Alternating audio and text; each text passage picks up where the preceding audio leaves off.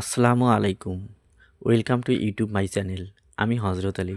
আজ আমি আলোচনা করব নবম ও দশম শ্রেণীর গণিতের খুবই গুরুত্বপূর্ণ বিষয় জ্যামিতির সম্পাদ্য নিয়ে।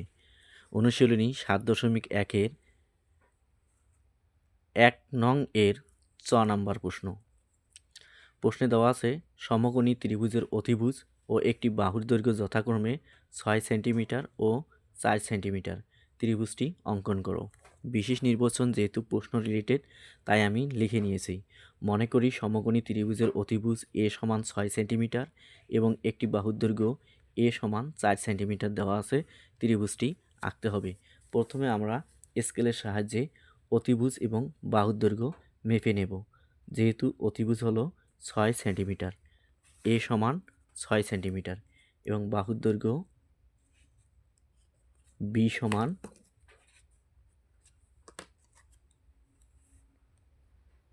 ৪ সেন্টিমিটার। ৬ centimetre, ৪ centimetre. এরপর আমরা যে কোনো একটি রশ্মি নেব। যে কোনো রশ্মি এ ই নেব।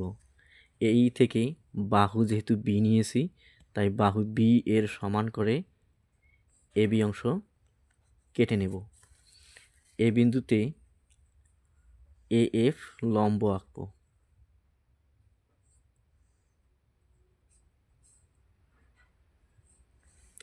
এ বিন্দুতে এ এফ লম্ব অঙ্কন করব। বি বিন্দুকে কেন্দ্র করে অতিভুজ এ এর সমান করে এ এফ এর উপর একটি বৃত্তচাপ দেব যা সি বিন্দুতে ছেদ করে। বি কমা সি যোগ করে দেব, তাহলে এ বি সি নির্ণয় ত্রিভুজ। এরপর আমরা লিখব অঙ্কনের বিবরণ। অঙ্কনের বিবরণ যে কোনো রশ্মি এ ই নেই, উহা থেকে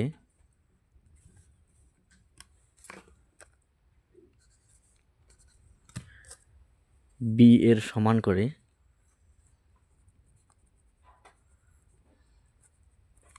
এ বি অংশ কেটে নেই।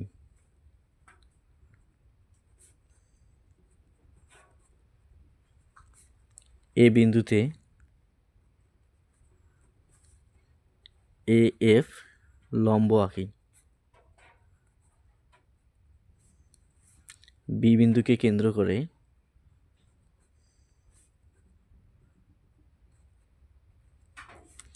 এ এর সমান করে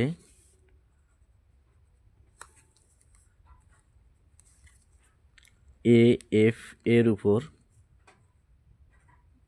একটি বৃত্তচাপ আঁকি।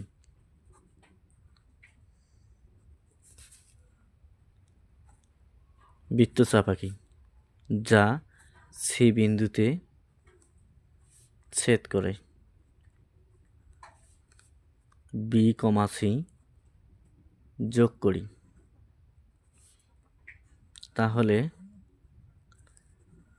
এ বি সি নির্ণয় ত্রিভুজ।